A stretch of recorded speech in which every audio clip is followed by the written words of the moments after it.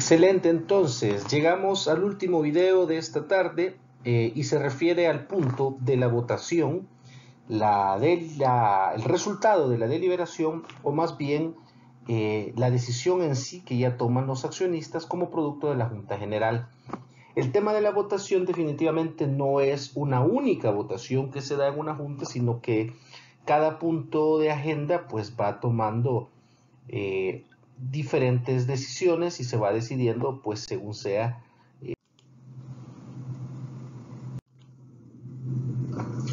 Como mencionábamos, ya recapitulando, ya vimos el punto de la convocatoria que debe ser válida, ya vimos el punto del quórum, ya vimos el desarrollo de la junta y ahora pues nos centramos en la toma en sí de la decisión.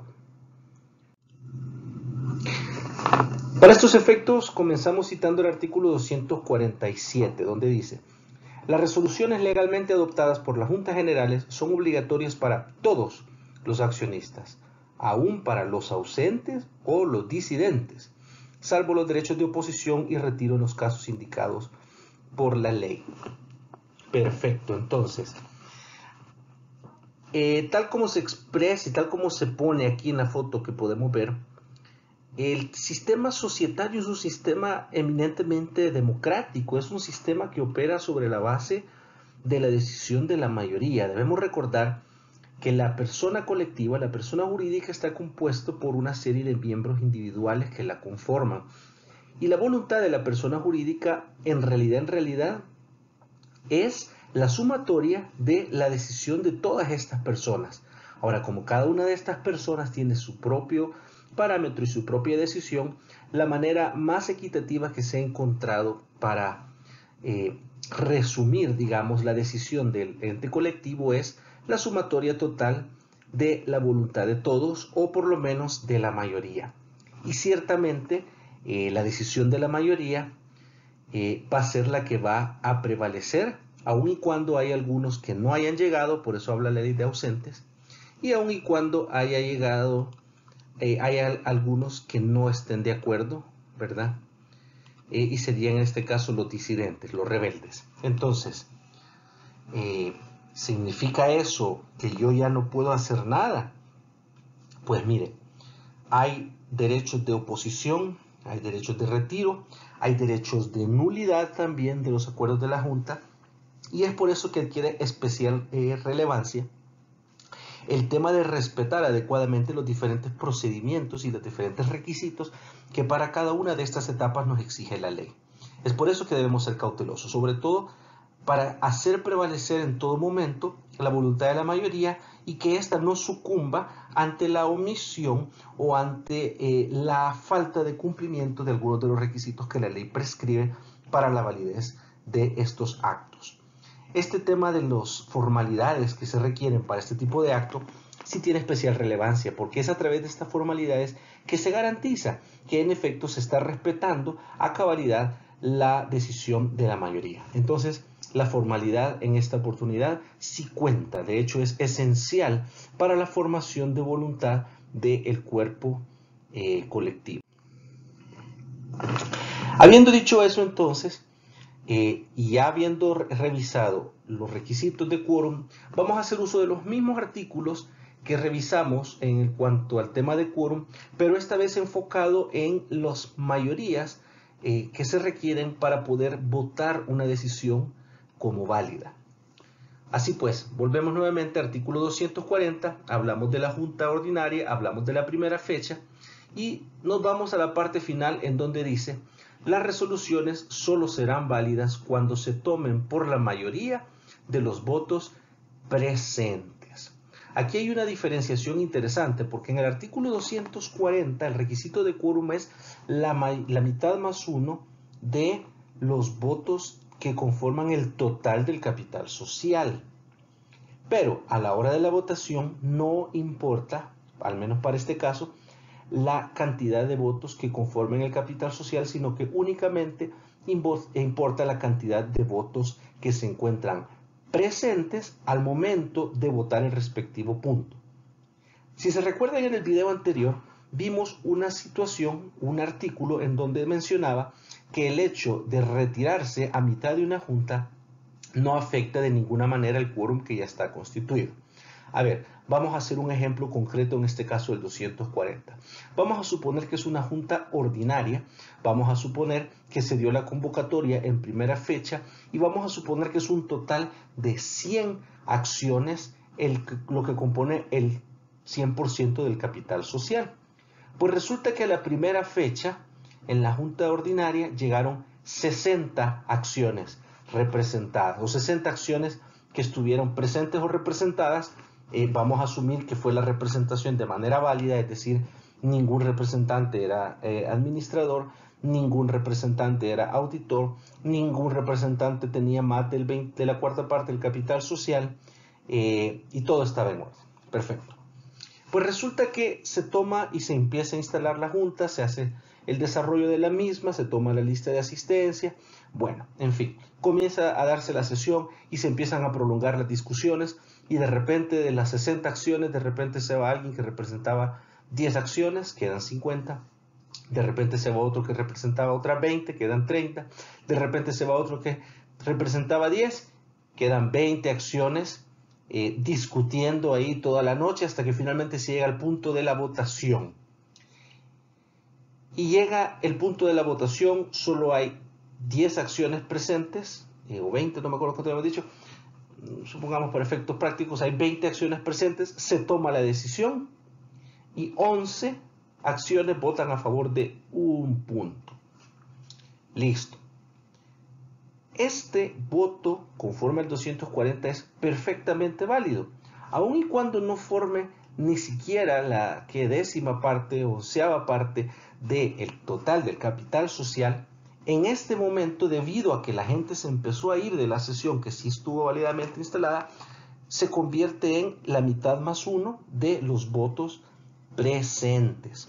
Entonces es una decisión válida, aun cuando sea poco representativa, pero como lo que importa de nuevo es que la mayoría, una cosa es la mayoría del quórum y otra cosa es la mayoría de la votación. Y en esta oportunidad, en una junta ordinaria, en primera convocatoria, basta la mitad más uno de los votos que se encuentran presentes al momento de votar el respectivo punto. Y los puntos se van deliberando y votando, deliberando y votando, deliberando y votando. Por eso es que también en el video anterior vimos la posibilidad de que una sesión se pudiese alargar durante varios días para agotar la agenda. Pasamos al 241. Y en el caso de la Junta General Ordinaria, en segunda fecha, pues como es lógico de suponer, la situación es exactamente igual. Y eso nos lo confirma el artículo al final, donde dice: sus resoluciones se tomarán por mayoría de los votos presentes. En el caso de la segunda fecha de la ordinaria, recuerden que aquí ya no importaba mucho cuánta gente llegaba, porque el quórum era todo, cualquiera que sea la cantidad que llegue, ya no importa, la mitad más uno. Pero al igual que en el primer caso, de nuevo la decisión, la votación, basta con que sea la mitad más uno de los votos presentes, es decir, la mayoría. Y ojo, aquí no hay mayoría calificada de lo que estemos hablando en este momento. Artículo 242. Entremos ahora al tema de las extraordinarias, pero las que habíamos catalogado como extraordinarias light o extraordinarias leve. Las de los ordinales segundo y tercero del 224, se da exactamente la misma regla que las ordinarias, que como ya vimos, pues tanto en primera como en segunda convocatoria lo que importa, ya una vez legalmente instalada la Junta, es la mayoría de los votos presentes. Ahora bien, en el caso del 243, que ya habla de las juntas extraordinaria, por naturaleza extraordinaria, la calificada, digamos, la más extraordinaria de todas, que es cualquiera de los demás puntos del 224 o aquellos que se establezcan por ley o aquellos que se establezcan con pacto social, pues aquí sí hay una diferenciación. Dice el 243 primero: el quórum necesario ya es de las 3/4 partes del total de acciones. Y para formar resolución se necesitará igual proporción. Es interesante porque aquí yo les hago la pregunta. Claramente, las 3/4 partes de todas las acciones del total de capital social está claro que es el requisito para formar quórum. Pero para tomar resolución en primera convocatoria de extraordinaria, parecería que el requisito es exactamente igual al del quórum. Es decir, casi que lo que nos está exigiendo el artículo es 3/4 partes de todas las acciones y todos también 3/4 partes, ¿verdad? Tienen que estar de acuerdo. Y aquí yo les hago la pregunta, y cuando dice formar resolución se necesitará igual proporción, ¿a qué se refiere? ¿A 3/4 partes del total de acciones de la sociedad o a 3/4 partes del total de acciones que estén presentes? Mantengan esa pregunta un rato en el congelador, no me la respondan todavía y sigamos leyendo el siguiente requisito, que tal vez eso nos va a aclarar un poquito el panorama para saber cómo debemos interpretar esta frase que dice se necesitará igual proporción, porque aquí no nos queda tan claro de la redacción si es 3/4 partes del total de las acciones o 3/4 partes de las acciones presentes. Parece raro, ¿verdad?, que la cantidad de quórum sea exactamente igual a la cantidad de votos. Es decir, necesito que vengan 80 personas y necesito que voten 80 personas, o sea, casi que por unanimidad. Pasemos entonces a la siguiente regla. El número 2 dice: el quórum necesario para celebrar sesión en la segunda fecha de la convocatoria, en extraordinaria, será de la mitad más una de las acciones que componen el capital social. Y aquí dice: el número de votos necesario para formar resolución en estos casos, o sea, habiendo llegado la mitad más uno, ¿será cuánto? 3/4 partes de las acciones presentes. Interesante, el mismo artículo ya no habla de igual proporción, es decir, 3/4 partes del capital social, sino que habla 3/4 partes de las acciones presentes. Aquí sí habla de acciones presentes. En el mismo artículo. Ahora, vuelvo a hacer la pregunta. En este caso, ya vimos que para el quórum basta la mitad más uno, pero ¿cuánta gente tiene que votar? Y la respuesta, 3/4 partes de las acciones presentes. Y en el caso anterior, pues parecería que lo que se requiere, la cantidad de voto que se requiere para tomar decisión en una extraordinaria en primera convocatoria, es casi que 3/4 partes del capital social. Al menos así parece ser en primera instancia la interpretación que se hace del artículo, es decir, casi que quieren que lleguen las 3/4 partes de las personas y que por unanimidad aprueben el punto. De lo contrario, no habrían votos suficientes. Esto prácticamente es algo muy enredado. Quizás la redacción habría tenido la intención de hablar de 3/4 partes de la presente, pero lo cierto es que no quedó claro y da lugar a la interpretación que acabamos de hacer.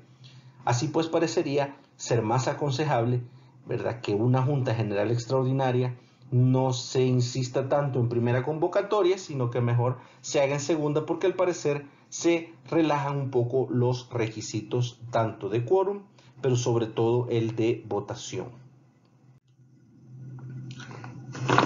En la tercera convocatoria, que si se recordarán, en el único aviso, en el primer aviso se hace la fecha de la primera y la segunda, y si acaso no hay suficiente quórum para la segunda, que es la mitad más uno, se saca un segundo aviso para hacer una tercera convocatoria, y en esta es suficiente quien haya llegado. Pues bien, para votar es exactamente la misma regla. Dice: habrá resolución con la simple mayoría de votos de las acciones presentes, en la respectiva sesión, por supuesto. Es decir, no importa cuántas lleguen, cualquiera que llegue habrá quórum. Y no importa cuántos estén, con que haya mayoría de los que estén, hay quórum. Y este numeral también habla de acciones presentes. Entonces, siendo que el numeral segundo y el numeral tercero habla de acciones presentes, pues parecería bastante claro que el numeral primero no se refiere a acciones presentes, sino que se refiere a acciones del total, del 3/4 partes, perdón, de lo que conforma el capital social, no solo las presentes. En este momento, en este tema, he elaborado también para la facilidad de ustedes un cuadro, pues lo hice de diferente color, para que no se confundan. Aquí ya no hablamos de requisitos de quórum, sino que hablamos de requisitos de votación.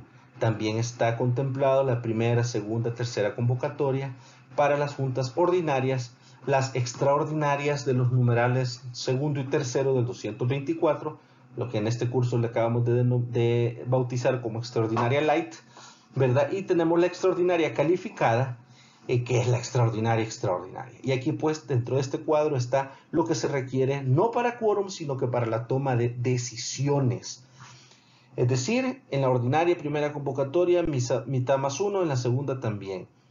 En la extraordinaria light primera convocatoria, mitad más 1, en la segunda también, pues son las mismas reglas. Pero en la extraordinaria calificada, en la primera convocatoria, 3/4 partes del total de las acciones, no solo las presentes. En segunda convocatoria, ahí sí son 3/4 partes de las presentes.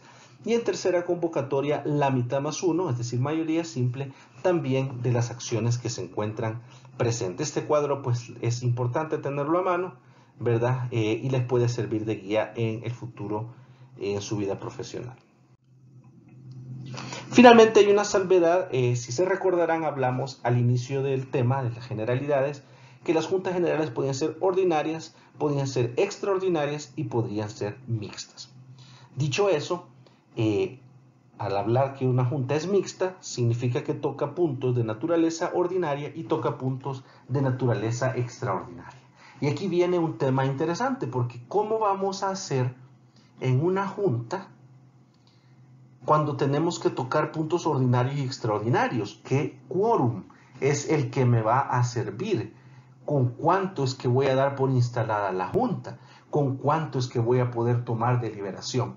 Pues en esos casos, en realidad tendremos que estar pendientes de que se cumplan tanto las normas de quórum como las normas de votación para cada uno de los puntos a donde correspondan.